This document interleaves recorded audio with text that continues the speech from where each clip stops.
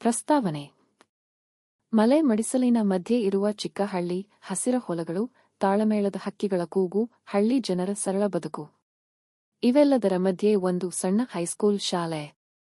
ಈ ಶಾಲೆಯಲ್ಲಿಯೇ ಹುಟ್ಟಿಕೊಳ್ಳುತ್ತೆ ಒಂದು ಮನಸೂಡುವ ಪ್ರೀತಿ ಕತೆ, ಸಿದ್ದರಾಯ ಮತ್ತು ಪೂಜಾಳದ್ದು. ಅಧ್ಯಾಯ 1. ಮೊದಲ ನೋಟ. ಸಿದ್ದರಾಯ, ಬಡ ರೈತನ ಮಗು, ಮುದ್ದು ನಗುವು, ತಳಮಳ ಹೃದಯ. ಸಕಾಲಕ್ಕೆ ಶಾಲೆಗೆ ಬರುತ್ತಿದ್ದ, ಅಧ್ಯಯನ ಮತ್ತು ಕ್ರೀಡೆಯಲ್ಲಿ ಹೆಸರಾಗಿದ್ದವನು. ಅಂಥವನಿಗೆ 9ನೇ ತರಗತಿಗೆ ಬಂದ ಹೊಸ ಹುಡುಗಿ, ಪೂಜಾ ಮೇಲೆ ತಕ್ಷಣವೇ ಮನಸ್ಸು ಹೋಗುತ್ತದೆ. ಪೂಜಾ ಪಟ್ಟಣದಿಂದ ಬಂದ ಶಿಷ್ಟಾಚಾರದ ಹುಡುಗಿ, ಓದಿನಲ್ಲಿ ತೀಕ್ಷ್ಣ, ಆದರೆ ಮೊನ್ನೆ ಬದಲಾದ ಪರಿಸರಕ್ಕೆ ಅಗ್ಗದ ಹುಡುಗಿ. ಶಾಂತವಾಗಿ ಕುಳಿತವಳು, ಹೊಸ ಸ್ನೇಹಿತರನ್ನು ಹುಡುಕುತ್ತಿರುವ ಹುಡುಗಿ. ಅಧ್ಯಾಯ 2. ಸ್ನೇಹದ ಬೀಜ.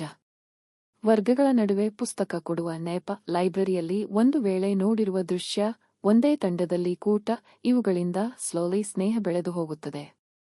ಎರಡು ಹೃದಯಗಳು ಅರ್ಥ ಮಾಡಿಕೊಳ್ಳದೆ ಒಂದು ಮೇಲೆ ಒಂದು ಸರಿದು ಹೋಗುತ್ತವೆ. ಸಿದ್ದರಾಯ ತಾನಾಗಿಯೇ ಪಾಠ ಕಲಿಸುತ್ತಾನೆ, ಪೂಜಾ ಅವನ ಪಾಠ ಕೇಳುತ್ತಿದ್ದಷ್ಟೇ ಅವನ ಗಂಭೀರತೆಯ ಮೆರೆಯಾಗುತ್ತಾಳೆ. ಅಧ್ಯಾಯ 3. ಗಾಳಿ ಬದಲಾದ ಹನುಮಂತ.